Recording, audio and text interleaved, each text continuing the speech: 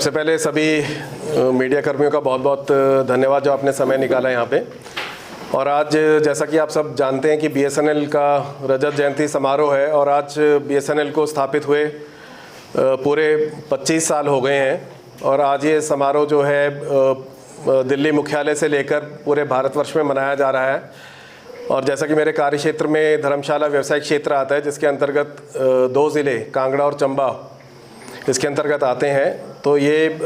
25वीं वर्षगांठ जो है भारत संचार निगम लिमिटेड की ये पूरे हर्षोल्लास के साथ मनाई जा रही है। और आप लोगों का भी इस रजत जयंती समारोह में हार्दिक स्वागत है। पहले तो मैं आपका धन्यवाद इसलिए भी करना चाहता हूं कि आपके माध्यम से हम दूर दराज क्षेत्रों तक पहुंच पाते हैं। जो खबरें होती हैं बीएसएनएल से संबंधित, जो महत्वपूर्ण न्यूज़ होती है वो आपके माध्यम से दूर दराज के क्षेत्रों तक पहुंचती है। आप लोगों को इसलिए भी इसका आयोजन इसलिए भी किया गया कि कुछ महत्वपूर्ण बिंदुओं पे मैं उनको छूना चाहता हूं। मुख्य तौर पर अगर हम बात करें तो बीएसएनएल के रिवाइवल प्लान के तहत अगर आप पिछले वर्ष की बात करें तो 22 अक्टूबर 2024 को बीएसएनएल का पूरा लोगो, पूरा डिज़ाइन चेंज किया गया। और आपने भी देखा होगा जैसे इंडिया का नाम भारत हुआ, माननीय प्रधानमंत्री द्वारा ये रखा गया, तो हम लोगों ने कनेक्टिंग इंडिया की जगह कनेक्टिंग भारत किया, जिसमें सिक्योरली, अफोर्डेबली एंड रिलायबिलिटी के कॉन्सेप्ट लाए गए, यानी कि सुरक्षा, विश्वास एंड सबके आम जनता तक पहुंचने के लिए ये एक प्रयास किया गया। इसके माध्यम से जो बीएसएनएल की इमेज एक चेंज हुई है, इसके अंतर्गत काफ़ी प्रोजेक्ट भी शुरू किए गए,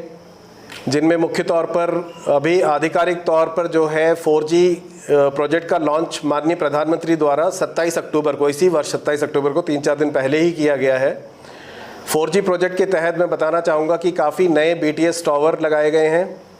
जिसके अंतर्गत जो 2 फेज़ चल रहे थे 4G के, जो अभी भी वर्तमान में चल रहे हैं, एक फ़ेज़ 9.2 है, दूसरा सैचुरेशन प्रोजेक्ट के नाम से जाना जाता है। बीएसएनएल ने फ़ेज़ 9.2 के तहत 247 जो हमारे BTS टावर थे वो लगाए हैं, जो सारे लग चुके हैं और सेवाएं प्रदान कर रहे हैं।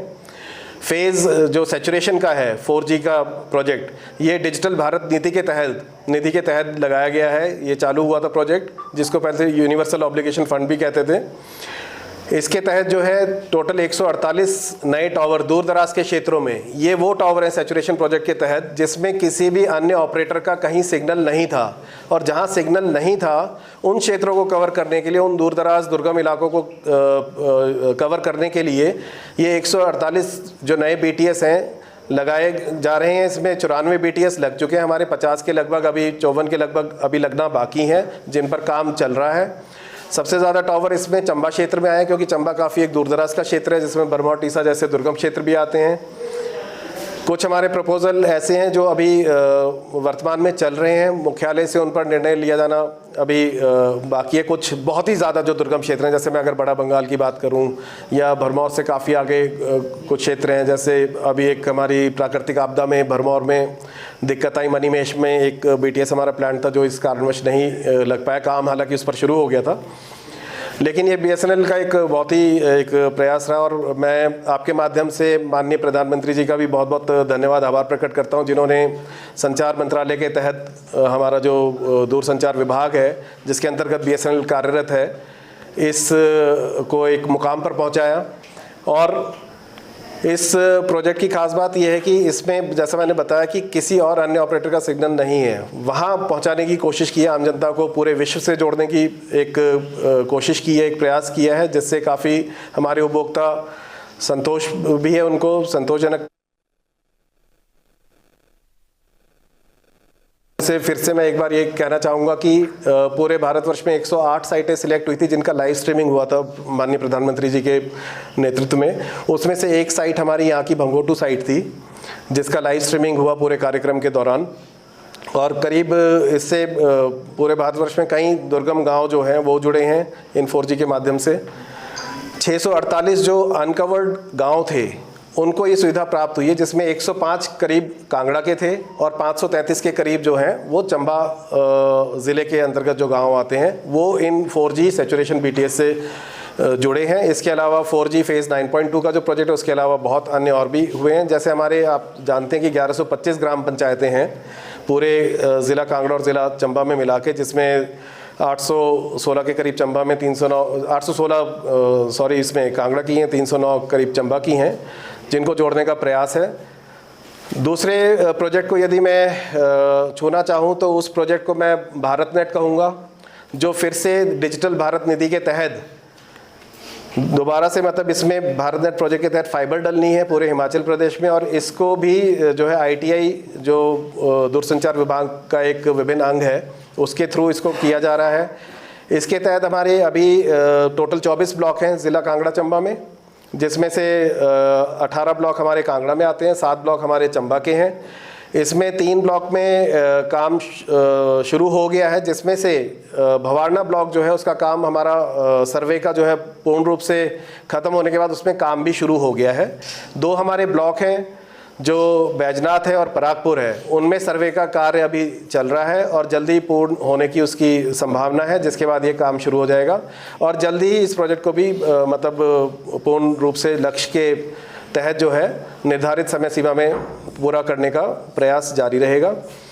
ये दोनों प्रोजेक्ट जो है भारत सरकार के माध्यम से जो है BSNL को करने का अवसर प्राप्त हुआ है, और जिससे करीब 20,000 किलोमीटर की फाइबर जो है वो पूरे हिमाचल प्रदेश भर में बिछाई जाएगी, जिसमें से मेरे ख्याल से 4 से 5,000, क्योंकि अभी सर्वे चल रहा है तो पूरी फिगर्स नहीं होंगी अभी, लेकिन 4 से 5,000 किलोमीटर का अनुमान है कि ज़िला कांगड़ा और चंबा में लगाया जाएगा। और इससे एक फ़ायदा बहुत बड़ा ये होगा, जैसे अभी हमारे क्षेत्र जो है, जैसे मैंने बताया दुर्गम है, बिल्कुल दूर दराज के एरिया को भी हम लोगों ने सारी ग्राम पंचायतों को इसको जोड़ना है फाइबर के माध्यम से, जिससे ई-मेडिसिन, ई-हेल्थ, ई-एजुकेशन इत्यादि की बुनियादी जो सुविधाएं हैं वो प्राप्त हो पाएंगी, चाहे वो बच्चे हैं, बुज़ुर्ग हैं, विश्व से जोड़ने का जो है वो मिलता है। इसमें काफ़ी हद तक जो है नए नौकरी के विकल्प, यदि मैं बात करूं, लोगों को रोज़गार मिलने की भी संभावना है, क्योंकि हमारे से जो पार्टनर जुड़े हैं एक एग्रीमेंट के तहत,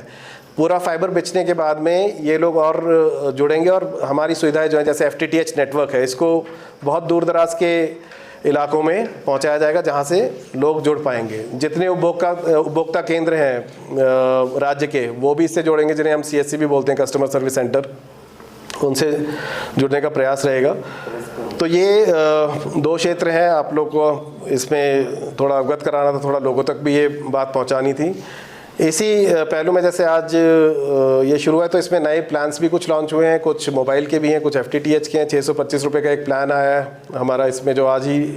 लॉन्च हुआ है 1 अक्टूबर से FTTH के लिए। कुछ हमारे BSNL के अपने मोबाइल के प्लान्स हैं जो चल रहे हैं, 107, 153, 147 के रिचार्ज प्लान्स हैं या फर्स्ट रिचार्ज है। तो इनसे काफ़ी बुनियादी सुविधाएँ जो हैं, जिस तरीके के यहाँ की राज्य में जनसंख्या है, जो उनकी रिक्वायरमेंट होती है, उसके हिसाब से भी हम लोग कस्टमाइज़ कराने की उन प्लान्स को उनकी ज़रूरतों के हिसाब से अपने मुख्यालय तक पहुंचाते हैं, और जहां से उनकी अप्रूवल आने के बाद में, अनुमोदन आने के बाद में उनको लॉन्च किया जाता है। तो आपके माध्यम से थोड़ा सा एक मैं जो है इन प्रोजेक्ट्स के ऊपर एक ब्रीफ देना चाहता था, जिसका आप लोग जो है मतलब अपने इसके द्वारा, मीडिया के द्वारा आगे जन तक पहुँचा सकें। धन्यवाद।